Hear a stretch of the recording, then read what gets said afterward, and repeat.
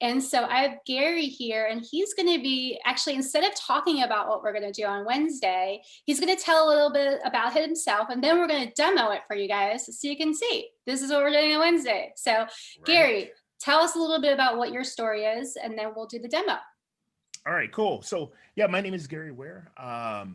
I run a small little company called Breakthrough Play, and it's my mission in life to help people like you be more confident, be more collaborative, be more creative, more curious. And I use the power of applied improvisation to do that. Because I personally have been doing improv for the last decade. I've been teaching it for the last like 5 or 6 years, and it has had an amazing, like, such a profound impact on my life. And Deb, you recently did a blog post where you were talking about how it impacted you as well. And it's especially since our topic is improv, but more specifically public speaking, since public speaking is, compared to death, the second feared thing that most people have. This is a low stakes way to practice those muscles so that when you are on stage or you're in the boardroom or you're talking one on one, because in my opinion, public speaking is any sort of conversation that you're having, regardless of where you are, you can be able to just be more authentic. And so, yeah, I'm excited about our upcoming workshop. It's going to be extremely interactive. We're going to play some games like what we're going to demo for you right here. And I like to just put this disclaimer that people are going to see these games and they're going to be like, "What does this have to do with public speaking?" We'll explain that because at the end of the day, like with real life, we don't have a script, right? Deb, do you have a script laying around? Is there a script anywhere? Like, this is not No. scripted.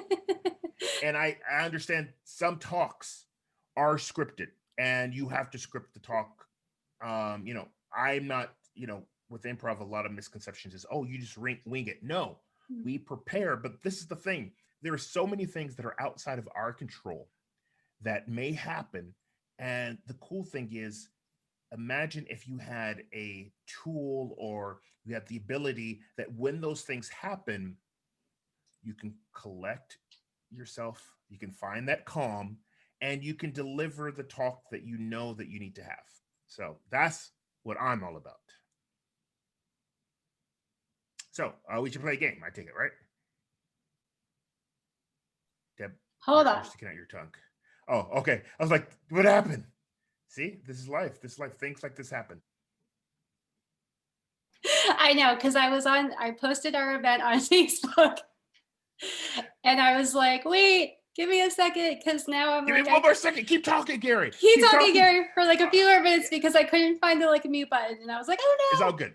It's no. all Okay. good. No, but basically, what I'm saying here, in a low stakes environment, you can practice those skills. I call them essential skills that help you in those situations like this. When things are just not going exactly as you want, you can be like, all right, how can I find my breath?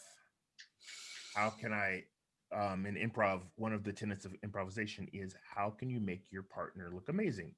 And as Deb's scene partner in this thing called life, and here in this virtual environment, um, it's like we are doing a scene, and it's my job as the other person in the scene. How can I make this go amazing? Because I have this belief that we is greater than me.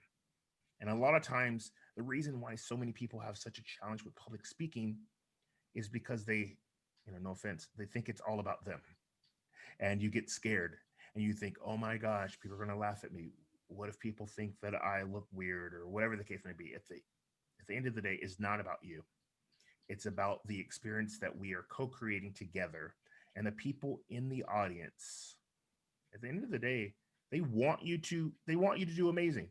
They are, regardless of the type of talk that you're doing, they're not walking in there like, I hope they bomb. Oh my gosh, I hope this blows up. No one is going to be like that except for those trolls on the internet, and forget them. But any other talk that is worth having, regardless if it's in the boardroom, it's one on one, or on the stage, people want you to succeed. And so, how can you create an experience where we're all co-creating, because that's, I feel like life is performance art. And I have brought my skills in the art of improvisation to different corporations, to individuals and groups. And yeah, I'm excited to share this with the fine, calm here community. Awesome sauce. All right, I'm ready. I'm All all right, ready. cool. Let's play. And so one of the games with improvisation is all about being able to think on your feet, because something may happen, like this situation where Deb wasn't ready, and I'm like, all right, if I had a script and everything had to go exactly the same, I would just be dead in the water, be like, I don't know what to do. I don't know what to do.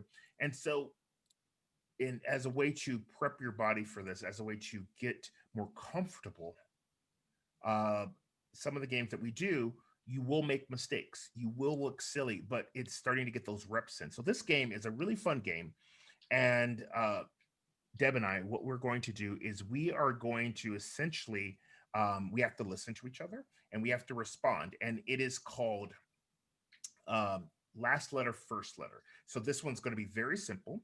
And uh, Deb's going to say a word, any sort of word. And the next word that I say has to start with the last letter of the word that Deb said. So it's kind of confusing to describe, but you'll get it. Deb, you understand, right? You understand the rules? I do, but I'm a little nervous, I gotta say. It's all good. So a few things with this. One is about confidence. It's all about saying, hey, you know what? If I make a mistake, it's all good. And then two is about trusting yourself that it's going to be completely fine. And that's all about being on the stage, having that confidence. No matter what happens, it's all good. So yeah, if you make a mistake, we celebrate it, because in improv, all I have to say is there are no mistakes. Everything's a gift, and we'll go from there. So, all right, you can start. Burrito. Octopus. Soup. Pencil. Lady. Young. Ooh, that's 2 words. Good.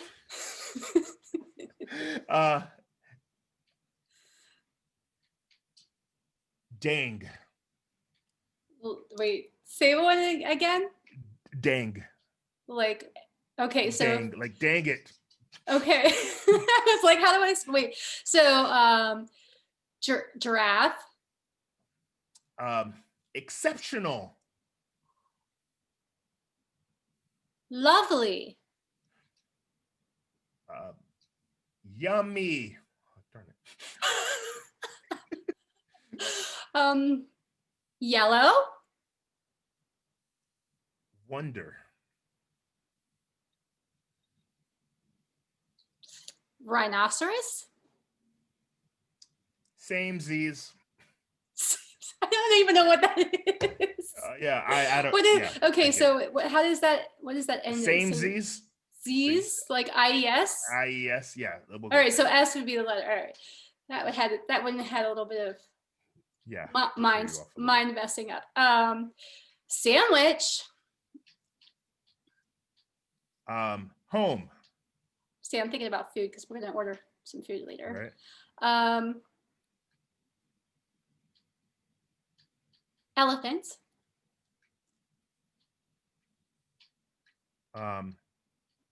Tomato. Octopus. And seed. All right, cool. All right, check it out. All right, so that was the game. All right, I'm feeling good. Letter, feeling first good. letter. How was that for you? It was good. It's funny because like once I started to get the hang of it, it came a little easier. It was like slower in the beginning. I was like, and then except for the two times that I got a little hung up on the trying to figure out what the last letter was, I was good. It's all good. And see, this is the thing about getting more comfortable thinking on your feet, is that a lot of that brain processing that happens is judgment. And as it pertains to creativity, as it pertains to flow, we have different parts of our brain. And if you want to get into that state of flow, you need to turn off the judgment center. And there is an amazing TED talk that In this instance, they were looking at improvisers in jazz improvisers, and they were seeing how does their brain operate when they improv, when they sort of like flow in and make things up. And so when they're reading music, is activating one part of the brain, but when they start to get into that like sort of making the things up, it's activating another part, the creative area of the brain. They're turning off judgment. And when we play games like this, a lot of times you don't go as fast as you want, because what I like to call, you have two parts of your brain that are trying to fight over control. We have the judgment part, so I like to call the editor, and we have the creative part, what I like to call the clown. If you want to be creative, if you want to flow, you have to let the clown do its job. But if you're like, is this right? Is this right? Like there's going to be conflict, and it's going to take a lot of brain processing time, and you're not going to be able to get into that flow. And so activities like this helps you build confidence, helps you build trust in yourself, that whatever happens happens. So Deb, any sort of else that you want to reflect on that? I like that. But we talked about my blog. So I wrote a blog recently about my experiences with improv, and exactly what we're talking about is, um, it helps you, because I'm very like judgmental about like, oh, what does it sound like when I'm talking? And it's so like all in your head. So it's like that thing that a lot of people say is like, get out of your head and onto the stage or whatnot. Um, and I love about the other component of no judgment is when you're on an improv stage. And from my experience, when we've had improv classes, we've had to show up on stage and take that whatever the other person showed up as is what it is. So like I could say maybe the suggestion from an audience member was hat, and I come out thinking that I'm going to be a sheriff with a hat, and then the person that comes out to me, they could be anything. They could be somebody like a criminal, or they could be somebody looking for help, and they're like, or they could relate nothing about a sheriff and they could just randomly be an octopus because that's improv. And Yeah. it's so hard for me to like, it was like really hard in the beginning. I'm like a lot more comfortable with it now, but it was like accepting that person, whether they showed up as somebody that made sense to me or as an octopus or something that was like random, and then yes and it and say, oh yeah, I accept you're this person that came out on the stage. I accept you as you are right now, and then I have to continue on. And I love these kinds of exercises because it helps you practice with that, because you're like you're saying in real life, this is how it is. Like we can get all in our head about presentation or trying to do something. In fact, half an hour ago was all in my head about the podcast and feeling like I needed to have all this. I felt all this overwhelm about certain things, about how I should present a certain thing, like a podcast. And then I'm like, you know what? I got to let that go, because I got to do me and I got to let it go. So thank you. I think that was helpful just personally for me today I to, got you. to play a game like that. Yeah, and so these are really fun activities that I'm going to share that you can use in your normal sort of repertoire. Because it's interesting, because with any other professional sort of sport or activity, there are reps, there are warm-ups. And in the public speaking realm, yes, you're going to do your talk over and over again, but that is going to help you perfect that. However, there are so many things that are outside your control that can happen. And how else can you prepare for that? And usually, how most people prepare, and it's, in my opinion, is not the right way. Because I have this belief: how you do anything is how you do everything. Most people, the way that they prepare is they envision everything that can go wrong. And I don't know about you, but anytime I go down that spiral circle, it does not end well. I envision anything and everything that could go wrong. And most people, they think that they're doing themselves a service by like, well, what if this doesn't happen? What if this doesn't happen? And but what's happening is, because the way that fear shows up in our brain is we're responding as if it's happening right now, and that's not going to be serving. And it causes anxiety. It produces adrenaline and cortisol, which are not helpful. um, yeah, that might be helpful for fighting a tiger, or, things like that. But it's not going to be helpful for getting you in the right state to deliver an authentic talk. And so that's why I love activities like this. And so it's my hope for all the people that attend that you steal some of these and you start adding them into your whatever your ritual is, whether it's in your prep ritual, because we're going to go over some things that can help you right before you talk, to get your instrument, your voice warmed up, or maybe just especially if you have a tendency to stress. These are some things that can help you just feel more confident. And so, yeah, that's what I love, because at the end of the day, there so there's a lot of business that people like to put their mind into, and there's your own business, there's someone else's business, like the audience's business, and then there's like reality, the business of reality, of the unknown, anything that can happen. And we can only control our own business, and so activities like this help you just be centered, be calm, and yeah. And so, do you want to play one more game? Yeah, let's do it. Awesome. All right, so this one, let me ask you a question. Have you ever beatboxed before? No. Cool. Well, guess what?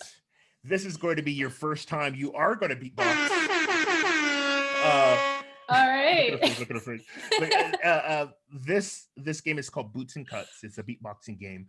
I learned it from a friend of mine. His name is Anthony Venezuela, and I totally butchered his last name. So Anthony, if you were watching this, please forgive me. But Anthony is the co-founder of an amazing company called Speechless Live, where they mix improv and public speaking together, and they make it a performance, and it's also a training. And Anthony, he also is a improvised hip hop artist. And if you were in the New York area, you might have seen Anthony on Broadway with Freestyle Love Supreme with Lin-Manuel Miranda. They had a small stint. I think it was from like October of last year through January. I unfortunately didn't get a chance to see him on Broadway, but I did get a chance to train with him. And this is one of the warm up activities that we did. And it warmed up our vocals. It got us ready to speak because, and especially now in this quarantine area, most people, and I find myself in this situation every now and then. It's like, oh, I got a call. I got something I got to go to. And they essentially roll out of bed. They get on the call, and the first time that they're using their voices on the call, and they're not warmed up. And so, again, if you want to be an authentic person, if you want to speak with authenticity, you need to warm up your instrument. And so, this is a silly game that is we're going to practice some beatboxing, but it's going to get you, it's going to warm up all the areas of your voice so that you can speak with confidence. So, are you ready, Deb? Yes.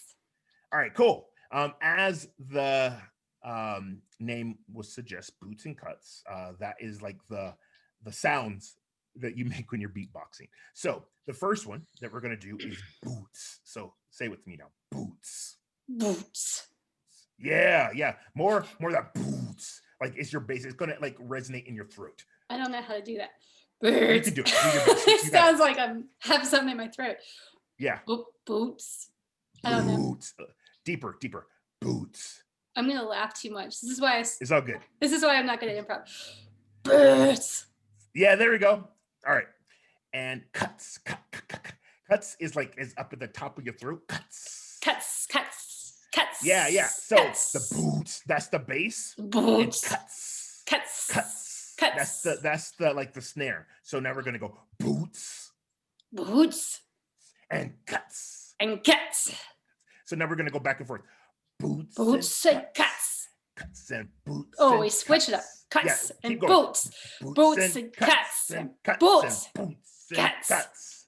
Cuts and boots. Boots and cuts. Yeah. All right, so you follow me. I'm gonna do a rhythm, then you're gonna copy that. All right. Boots and cuts. Boots and cuts. All right, now you got to have some swagger. So you got to get loose. You got to get loose. Right. You can't do this. Like all tense. So again, now we're warming up the body. Warming up the boats. We're warming everything up. All right, here we go. Boots and cuts. Boots and cuts. and cuts and boots and cuts. Boots and cuts and boots and cuts. Boots and cuts. Boots and cuts. Yay! Oh my gosh, give her a round of applause. That was amazing. You were amazing. So a few things that we practiced here. We're working on warming up our body. We're working on some swagger. This is one of the things about public speaking. If you want to speak with authenticity, you can't speak from this. You cannot speak here. Now we're warming up our voice. We're warming up all the areas that the vocal cords will start to go out. So that way, when we talk, especially for the first time, we sound like ourselves rather than excuse me, good morning. So Love it. Thank you so much. how was that for you? How was that for you, Deb? It was good, and it's a reminder because I, as you were saying that, I don't think I actually do speak a lot in the morning before I have some of these calls. So it's a good idea that I might start to practice this. But yeah, I'm excited for Wednesday to get more into this. Let's practice more. We'll wrap this up for today, and we'll save the rest of the cool, awesome sauce stuff for Wednesday. And so whoever's watching you guys, either on Facebook or other platforms, you can go to our Facebook page, Find Calm Here, and the link to the Zoom call to register will be there, as well as on findcalmhere.com. And Gary, your website too has our links on it too. So if somebody's finding you through your platforms, they're there too, right? Yes. Cool. Sign up. Cool. Yeah, it's going to be interactive. So if you guys can come and put your video on and chat with us and rap with us, I guess, and play and all these fun things. Play. Yeah. So it'll be great. Cool. All right. Well, I will wrap it up there. Have a great evening, everybody, Facebook land, and I'll see y'all on Wednesday. Bye. Bye. And then I will stop.